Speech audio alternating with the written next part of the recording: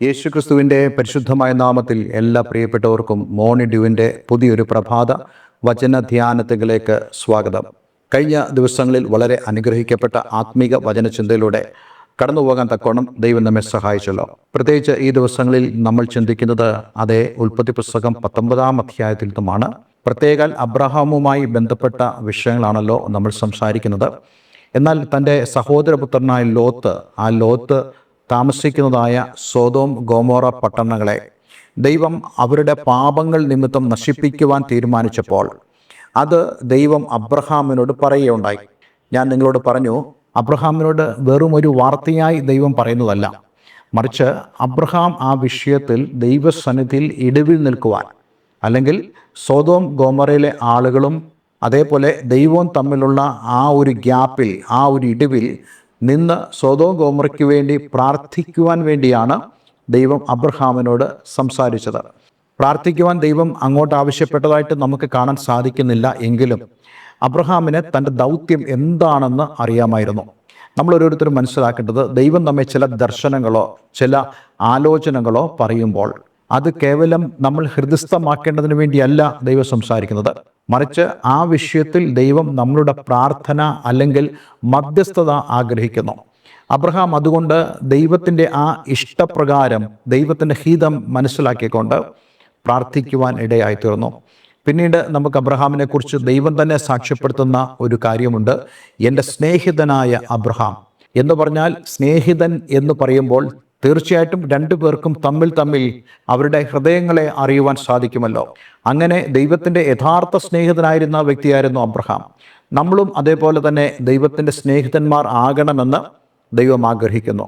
നമുക്കറിയാം, പുതിയ നിയമത്തിൽ കർത്താവ് യേശുക്രിസ്തു തൻ്റെ ശിഷ്യന്മാരോട് സംസാരിക്കുമ്പോൾ നിങ്ങൾ എൻ്റെ സ്നേഹിതന്മാരാകുന്നു എന്ന് ശിഷ്യന്മാരോട് കർത്താവ് പറയുകയുണ്ടായി. കാരണം യേശു എപ്പോഴും ആഗ്രഹിക്കുന്നത് അങ്ങനെ ഒരു ബന്ധം നമ്മളുമായി ഉണ്ടാക്കുവാനാണ്. അതുകൊണ്ട് നമുക്ക് ഓരോരുത്തർക്കും ദൈവത്തിൻ്റെ ആ ഹൃദയത്തെ മനസ്സിലാക്കി ജീവിപ്പാൻ കഴിയുന്നുണ്ടെങ്കിൽ അതിനോളം അനുഗ്രഹം മറ്റൊന്നുമില്ല എന്ന് നമ്മൾ മനസ്സിലാക്കണം. നമ്മൾ ഈ ദിവസങ്ങളിൽ അതേ അബ്രഹാമിൻ്റെ അടുക്കൽ നിന്നും പുറപ്പെട്ടു പോയ രണ്ട് ദൂതന്മാർ, അവർ സോദോമിൽ എത്തിയ നാൾ മുതൽ നടക്കുന്നതായ ചില സംഭവങ്ങളെയാണ് നമ്മൾ ഈ ദിവസങ്ങളിൽ ചിന്തിച്ചുകൊണ്ടിരിക്കുന്നത്. ഞാൻ ആ സംഭവങ്ങളൊക്കെ അവഗണിച്ചു കളയാതെ എന്തുകൊണ്ട് നിങ്ങളോട് സംസാരിക്കുന്നത് എന്ന് ചോദിച്ചു കഴിഞ്ഞാൽ അതിൻ്റെ ഉത്തരം, ഈ ഭാഗങ്ങളിൽ നിന്നും ധാരാളം ആത്മീയ സന്ദേശങ്ങൾ ദൈവം നമുക്ക് നൽകുന്നുണ്ട്.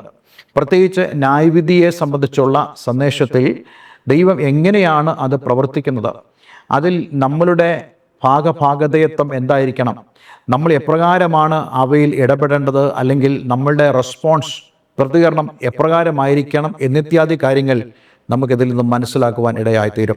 കഴിഞ്ഞ ദിവസം നമ്മൾ വായിച്ചു നിർത്തിയ വേദഭാഗം ഉൽപ്പത്തി പുസ്തകം 19-ാം അധ്യായം അതിൻ്റെ 7-ാമത്തെ വാക്യമായിരുന്നല്ലോ.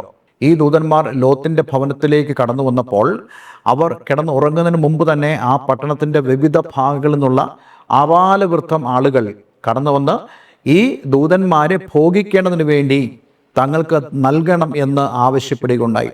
അങ്ങനെയുള്ള ഒരു സന്ദർഭമാണ് നമുക്ക് കാണുവാൻ കഴിയുന്നത്. അവിടെ വെച്ച് ലോത്ത് ഈ കൂടി വന്നതായ ആളുകളോട് സംസാരിക്കുന്ന ഭാഗമാണ് 7-ാമത്തെ വാക്യം. സഹോദരന്മാരെ, ഇങ്ങനെ ദോഷം ചെയ്യരുതേ എന്ന് പറയുമ്പോൾ അവർ ചെയ്യുന്ന കാര്യം അവർക്ക് സംതൃപ്തമായ ഒരു കാര്യമാണ്. അവർ ലോകത്തിൽ സന്തോഷമെന്ന് കണ്ടെത്തുന്ന ഒരു കാര്യം, അത് ചെയ്ത് സംതൃപ്തിപ്പെടാൻ വേണ്ടിയാണ് അവരിവിടെ കടന്നു വന്നിരിക്കുന്നത്. പക്ഷേ ലോത്ത് ഇത് ആദ്യമായിട്ടായിരിക്കണം പറയുന്നത്, നിങ്ങൾ ചെയ്യുന്നത് ദുഷ്ടതയുള്ള കാര്യമാണ്. അപ്പോൾ അങ്ങനെയാണെങ്കിൽ ഈ ഒരു കാര്യം പരസ്യമായി അതിനെ ദുഷ്ടത എന്ന് വിളിക്കുമ്പോൾ ഇത് ആദ്യമായിട്ടായിരിക്കണം ലോത്ത് അവരെ നോക്കി അവരുടെ പാപത്തെക്കുറിച്ച് സംസാരിക്കുന്നത്. പക്ഷേ നമുക്കറിയാം, സമയം അതിക്രമിച്ചു പോയി. നമ്മൾ ഓരോരുത്തരും മനസ്സിലാക്കണം, നമ്മൾ പാപത്തിനെതിരെ ശക്തമേറിയതായി സംസാരിക്കണം. ആളുകളോട് അവരുടെ പാപങ്ങളെ ചൂണ്ടിക്കാണിച്ച് നമുക്ക് സംസാരിക്കാൻ സാധിക്കണം. ചൂണ്ടിക്കാണിക്കുമ്പോൾ എന്ന് ഞാൻ ഉദ്ദേശിക്കുന്നത് ദൈവവചനത്തിലൂടെ അവരുടെ പാപങ്ങളെ പരിശുദ്ധാത്മാവിൻ്റെ സഹായത്തോടുകൂടി ബോധ്യപ്പെടുത്തുക എന്നുള്ളതാണ്. പക്ഷേ ലോത്തിന് അതിന് സാധിച്ചില്ല എന്ന് നമുക്ക് ഈ വേദഭാഗങ്ങളിലൂടെ മനസ്സിലാക്കാൻ സാധിക്കുന്നുണ്ട്. അങ്ങനെ ലോത്ത് അവരോട് ഈ കാര്യങ്ങൾ സംസാരിച്ചപ്പോൾ അവരുടെ പ്രതികരണം വളരെ രൂക്ഷമായിരുന്നു എന്ന് നമുക്ക് കാണാൻ കഴിയുന്നുണ്ട്. നമ്മളെപ്പോഴും മനസ്സിലാക്കണം, നമ്മൾ പാപത്തിനെതിരെ ഒരു നിലപാട് സ്വീകരിക്കാത്ത വ്യക്തിയാണെങ്കിൽ മറ്റുള്ളവരുടെ തിന്മകളെ കണ്ടിട്ട് അതിനു മുമ്പാകെ നിർജീവമായിരിക്കുന്ന ഒരു വ്യക്തിയാണെങ്കിൽ സമൂഹത്തിന്, അല്ലെങ്കിൽ അത് ചെയ്യുന്നതായ സമൂഹത്തിന് നമ്മളോട് വളരെ വലിയ താല്പര്യമായിരിക്കും. പക്ഷേ എപ്പോൾ നമ്മൾ അവരോട് സുവിശേഷം പറയുന്നുവോ, ദൈവവചനം പറയുന്നുവോ, അവരുടെ തെറ്റുകളെ ദൈവവചനത്തിൻ്റെ അടിസ്ഥാനത്തിൽ ചൂണ്ടിക്കാണിക്കുന്നുവോ, ആ സമയം മുതൽ ആ സമൂഹം നമുക്ക് എതിരായിട്ട് മാറും. എനിക്ക് വളരെ വ്യക്തമായി അറിയാവുന്ന കാര്യമാണ്. മദ്യപിച്ച് ഓടകളിലും കടത്തിണ്ണകളിലും ഒക്കെ കിടന്നുറങ്ങി അതേ നന്നേ രാവിലെയോ അല്ലെങ്കിൽ അടുത്ത ദിവസമോ വീട്ടിലേക്ക് കയറി വന്നാലും ആ വ്യക്തിയെക്കുറിച്ച് ആർക്കും ഒരു പരാതിയില്ല, ആ വ്യക്തിയെക്കുറിച്ച് ആർക്കും ഒരു വേദനയില്ല. പക്ഷെ ആ വ്യക്തി സുവിശേഷം കേട്ട് രക്ഷിക്കപ്പെട്ട് ദൈവസ്ഥലേക്ക് വന്നു കഴിഞ്ഞാൽ ആളുകൾക്ക് പ്രയാസം തുടങ്ങും. അപ്പോൾ ആളുകൾ പറയുന്നത് അവൻ മോശമായി മാറി, അവൻ ഇന്ന ഒരു ഗ്രൂപ്പിലേക്ക് പോയി എന്ന് പറഞ്ഞ് ആ വ്യക്തിയെയും ആ കുടുംബത്തെയും തേജോവധം ചെയ്യുവാൻ സമൂഹത്തിൽ ആളുകൾ ശ്രദ്ധിക്കാറുണ്ട്. ഇത് കാണിക്കുന്നത് പാപം നിറഞ്ഞതും ദൈവത്തോട് എതിര് നിൽക്കുന്നതുമായ ഒരു സമൂഹത്തെയാണ്. ഈ വചനഭാഗങ്ങളിലൂടെ ഞാൻ അത് വളരെ വ്യക്തമായി ചൂണ്ടിക്കാണിക്കുവാൻ ആഗ്രഹിക്കുകയാണ്. നമ്മുടെ ഇപ്രകാരമുള്ള സമൂഹങ്ങൾ അത് പാപഗ്രസ്തമാണെന്നും ദൈവത്തിൻ്റെ ന്യായവിധി അവരുടെ മേൽ വരുമെന്നും നമ്മൾ അറിയേണ്ടത് വളരെ ആവശ്യമാണ്. അടുത്ത വാക്യങ്ങളിൽ നമുക്ക് കാണുവാൻ സാധിക്കുന്നു അവരെങ്ങനെയാണ് ഈ ലോത്തിനെ വിമർശിക്കുന്നത്. 9-ാം വാക്യത്തിൽ നമ്മളിങ്ങനെ വായിക്കുന്നു, മാറി നിൽക്ക എന്നവർ പറഞ്ഞു, ഇവൻ ഒരുത്തൻ പരദേശിയായി വന്നു പാർക്കുന്നു, ന്യായം വിധിപ്പാനും ഭാവിക്കുന്നു. നോക്കൂ, ഇപ്പോൾ അവർ ലോത്തിനെ വിമർശിച്ചുകൊണ്ട് പറയുന്നു, ഇവൻ ഒരുത്തൻ ഇവിടെ പരദേശിയായി, നിങ്ങൾ ഞങ്ങളുടെ നാട്ടുകാരനെ അല്ല എന്ന് മാത്രമല്ല, ഇപ്പോൾ ഇവൻ ന്യായം വിധിപ്പാനും കൂടെ ഭാവിക്കുന്നു. അങ്ങനെയാണെങ്കിൽ മുമ്പ് ഇതവൻ ചെയ്തിട്ടില്ല. ഇപ്പോൾ ഞങ്ങൾ അവരോട് ഭാവിച്ചതിലധികം നിന്നോട് ഭാവിക്കും എന്ന് പറഞ്ഞാൽ, ഇപ്പോൾ ഞങ്ങൾ അവരോട് പെരുമാറിയതിനേക്കാൾ അധികമായി ഇനി നിന്നോട് ഞങ്ങൾ പെരുമാറാൻ പോകുകയാണ്. ഇത് പറഞ്ഞിട്ട് ലോത്തിനെ അവർ ഏറ്റവും തിക്കി വാതിൽ പൊളിപ്പാൻ അടുത്തു. ഇപ്പോൾ അവർ വാതിൽ പൊളിക്കുമെന്നുള്ള ഒരു സന്ദർഭത്തിലേക്ക് കടന്നു വരിക. നോക്കൂ, ഈ സമയത്തും ഈ വീടിൻ്റെ അകത്ത് ഈ ദൂതന്മാരുണ്ട് എന്നുള്ള കാര്യം നമ്മൾ മറന്നു പോകരുത്. 10-ാമത്തെ വാക്യം, അപ്പോൾ ആ പുരുഷന്മാർ കൈ പുറത്തോട്ട് നീട്ടി ലോത്തിനെ തങ്ങളുടെ അടുക്കൽ അകത്ത് കയറ്റി വാതിലടച്ച് വാതിൽക്കൽ ഉണ്ടായിരുന്ന പുരുഷന്മാർക്ക് അപാലവൃത്തം അന്ധത പിടിപ്പിച്ചു. അതുകൊണ്ട് അവർ വാതിൽ തപ്പി നടന്നു വിഷമിച്ചു. വാതിൽക്കൽ ഉണ്ടായിരുന്ന പുരുഷന്മാർക്ക് അപാലവൃത്തം അന്ധത പിടിപ്പിച്ച് അതുകൊണ്ട് അവർ വാതിൽ തപ്പി നടന്ന് വിഷമിച്ചു. ഈ ഒരു സന്ദർഭം വളരെ പ്രധാനപ്പെട്ട ഒന്നാണ്. ഈ ലോത്ത്, ഈ 2 പുരുഷന്മാർ, അവർ മാന്യന്മാരായ ആളുകളായി അവരെ കണ്ടിരുന്നു. അവർ തന്നെ പോലെയുള്ള ആളുകൾ എന്നുള്ള ആ ഒരു ചിന്തയും ലോത്തിൻ്റെ ഉള്ളിലുണ്ടായിരുന്നു. പക്ഷെ ലോത്ത് ഇപ്പോൾ മനസ്സിലാക്കുന്നു, ഇവർ സാധാരണ മനുഷ്യരല്ല, മറിച്ച് ഇവർക്ക് ദൈവദാനമായ കഴിവുകളുണ്ട്. അവരെ ദൂതന്മാരെന്ന് കാണുവാൻ കഴിയുന്നതായ ഒരു സന്ദർഭമായിരുന്നു ലോത്തിനിപ്പോൾ കടന്നു വന്നത്. കാരണം ഇവിടെ ഒരു ഏഞ്ചലിക് പ്രൊട്ടക്ഷൻ, ദൂത സംരക്ഷണം നമുക്ക് കാണുവാൻ കഴിയുന്നുണ്ട്. അങ്ങനെയാണെങ്കിൽ നമ്മൾ ഓരോരുത്തരും മനസ്സിലാക്കേണ്ടത്, ദൈവവചനത്തിൽ നമുക്ക് കാണുവാൻ സാധിക്കുന്നുണ്ട്, രക്ഷ പ്രാപിക്കാനിരിക്കുന്നവരുടെ സേവകാത്മാക്കളാണ് ദൂതന്മാർ എന്ന്. അപ്പോൾ അങ്ങനെയാണെങ്കിൽ ഇന്ന് നമ്മൾ ഓരോരുത്തരും മനസ്സിലാക്കേണ്ട കാര്യമുണ്ട്, ഈ ലോകം എത്രത്തോളം നമുക്ക് എതിര് നിന്നാലും സംരക്ഷിക്കുന്നതായ ദൈവീക ആ സംരക്ഷണം നമ്മുടെ മേലുണ്ട് എന്നുള്ള കാര്യം നമ്മൾ മറന്നു പോകരുത്. ഇപ്പോൾ ഇവിടെ കൂടി വന്ന അതേ ഈ ആബാലവൃദ്ധം ആളുകളും അന്ധന്മാരായി മാറി. ഇതിനു മുമ്പ് ഇവർ അന്ധന്മാർ തന്നെയായിരുന്നു എന്ന് പറയുമ്പോൾ അവരുടെ ആത്മീക അന്ധതയാണ് നമുക്കിവിടെ കാണാൻ കഴിയുന്നത്. അവർക്ക് ഒരിക്കലും ദൈവത്തെക്കുറിച്ച് ചിന്തയോ ദൈവികമായ ബോധമോ അവരുടെ ഉള്ളിൽ ഇല്ലാതിരുന്നതുകൊണ്ട് അവർ സ്പിരിച്വലി ബ്ലൈൻഡഡ് ആയിരുന്നു. ഇപ്പോൾ അവരുടെ ആ സ്പിരിച്വൽ ബ്ലൈൻഡ്നെസ്സിനെ പോലെ തന്നെയുള്ള ഒരു ഫിസിക്കൽ ബ്ലൈൻഡ്നെസ് അവരെ ബാധിക്കുകയാണ്. നോക്കുക, ഈ ഒരു ശാരീരികമായ അന്ധത അവരെ എത്രത്തോളം കുഴപ്പത്തിലാക്കുന്നു. അവർക്ക് മുമ്പിലുള്ള കാര്യങ്ങളെ അത് എന്താണെന്ന് തിരിച്ചറിയാൻ കഴിയാതെ തപ്പി നടക്കുന്നതായ ഒരു അനുഭവം ഈ അപാലവൃദ്ധം ജനങ്ങൾക്കും ഉണ്ടാവുകയാണ്. അത് ലോത്തും ഈ പുരുഷന്മാരും നേരിട്ട് കാണുന്ന ഒരു രംഗവുമാണ് നമുക്കവിടെ കാണാൻ കഴിയുന്നത്. അങ്ങനെയാണെങ്കിൽ ഈ കാര്യം ലോകത്തെ അല്ലെങ്കിൽ നമ്മെ അറിയിക്കുന്നതായ വലിയൊരു മെസ്സേജ് ഉണ്ട്. ഇന്ന് ലോകത്തിലുള്ള അതേ പാപത്തിന് അടിമപ്പെട്ടതായ ക്രിസ്തുവെങ്കിലേക്ക് വരാത്തതായ ഏതൊരു വ്യക്തിയും ഇതേപോലെ തന്നെ സ്പിരിച്വൽ ബ്ലൈൻഡ്നെസ്സിലാണ് ജീവിക്കുന്നത്, ആത്മീക അന്ധതയിലാണ് ജീവിക്കുന്നത്. എന്നാൽ ആ വ്യക്തികൾ തീർച്ചയായിട്ടും ഈ ആത്മീയ അന്ധതയെ വെടിയുവാൻ അവർക്ക് സാധിക്കുന്നുണ്ടെങ്കിൽ ആ ആത്മീയ അന്ധത അവർക്ക് മാറുന്ന എപ്പോഴാണ്? നമുക്ക് വിശുദ്ധ വേദപുസ്തകത്തിൽ കാണാൻ കഴിയുന്നുണ്ട്. ഏതു മനുഷ്യനെയും പ്രകാശിപ്പിക്കുന്ന സത്യവെളിച്ചം ലോകത്തിൽ വന്നുകൊണ്ടേയിരുന്നു. ഇപ്പോൾ നമുക്കത് വെളിപ്പെട്ടിരിക്കുന്നു.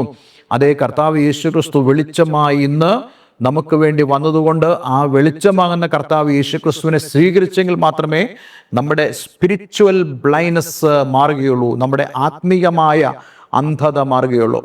മറ്റൊരു വേദഭാഗത്തിൽ അപ്പോസ്തലനായ പൗലോസ് വളരെ വ്യക്തമായി പറയുന്നുണ്ട്, ജീവനുള്ള ദൈവത്തിന്റെ പുത്രനായ യേശുക്രിസ്തുവിന്റെ സുവിശേഷം ശോഭിക്കാതിരിപ്പാൻ പിശാച്, അല്ലെങ്കിൽ ഈ ലോകത്തിന്റെ ദൈവം, അല്ലെങ്കിൽ ഈ ലോകത്തിലെ ആളുകൾ മുഴുവനും ഭൂരിപക്ഷം പേരും ആരാധിക്കുന്ന, അനുസരിക്കുന്ന ഈ ലോകത്തിന്റെ ദൈവം എന്ന് പറയുന്ന പിശാച് അനേകരുടെ കണ്ണ് കുരുട്ടാക്കി വെച്ചിരിക്കുക. ഇതാണ് സ്പിരിച്വൽ ബ്ലൈൻഡ്നെസ്. അതിനിമിത്തമാണ് ഇവർ പാപത്തെങ്കിലേക്ക് വീണത്. അതിനിമിത്തമാണ് ഇപ്പോൾ ഈ സൊദോം ഗൊമോറ പട്ടണം നശിപ്പിക്കപ്പെടാൻ പോകുന്നത്. അതുകൊണ്ട് ആ സ്പിരിച്വൽ ബ്ലൈൻഡ്നെസ് ബാധിച്ചിരുന്നതായ ആ ആളുകളെ അവർക്ക് ഫിസിക്കൽ ബ്ലൈൻഡ്നെസ് കൂടെ കൊടുത്തുകൊണ്ട്, ശാരീരികമായ അന്ധത പിടിപ്പിച്ചുകൊണ്ട് ദൈവം അവരെ ശിക്ഷിക്കുവാൻ ആരംഭിക്കുന്നതായ സന്ദർഭമാണ്. ഒരു കാര്യം ഞാൻ നിങ്ങളോട് പറയട്ടെ, ഇന്ന് ലോകം മുഴുവനും അനേക ആളുകളും ഇങ്ങനെയുള്ള ആത്മീയ അന്ധതയിൽ കിടക്കുമ്പോൾ നമുക്ക് ദൈവം തരുന്ന ഒരു വാണിംഗ് ആണ് ഈ സന്ദേശം. അങ്ങനെയുള്ള ആളുകളെ ദൈവം തീർച്ചയായിട്ടും ഫിസിക്കൽ ബ്ലൈൻഡ്നെസ്സിലേക്ക് അവരെ കൊണ്ടുവരും. അതിൻ്റെ ചില ഉദാഹരണങ്ങൾ നമ്മൾ അടുത്ത ദിവസം ചിന്തിക്കുന്നതാണ്. ഇവിടെ തന്നെ ആ ഉദാഹരണങ്ങൾ പറഞ്ഞിട്ടുണ്ട്. ഇന്ന് എന്നെ കേൾക്കുന്ന പ്രിയമുള്ളവരെ, നമ്മളിന്ന് പരിശോധിക്കണം. ആത്മീയമായിട്ടുള്ള ദർശനമോ വെളിപ്പാടുകളോ, വചനം വായിക്കാനുള്ള ആഗ്രഹമോ, പ്രാർത്ഥിപ്പാനുള്ള ആഗ്രഹമോ, യേശുക്രിസ്തുവിനോട് ചേർന്നുള്ള ഒരു ജീവിതത്തിനോ നിങ്ങൾ ആഗ്രഹിക്കുന്നില്ലെങ്കിൽ, you are in spiritual blindness. നിങ്ങൾ ആത്മീയമായ അന്ധതയിലാണ്. എന്നാൽ ഈ ഒരു അന്ധതയിൽ നിന്നും അതേ കർത്താവ് യേശുക്രിസ്തുവിനാൽ വിടുതൽ പ്രാപിച്ച ആളുകൾ എന്നെ കേൾക്കുന്നുണ്ടല്ലോ. തീർച്ചയായിട്ടും നിങ്ങൾ ഈ ഒരു വെളിച്ചം നഷ്ടപ്പെട്ടു പോകാതെ സൂക്ഷിക്കേണ്ടത് വളരെ ആവശ്യമാണ്. ഇവിടുത്തെ വളരെ പ്രധാനപ്പെട്ട മറ്റൊരു സന്ദേശമാണ് ദൈവം നമുക്ക് നൽകിയത്.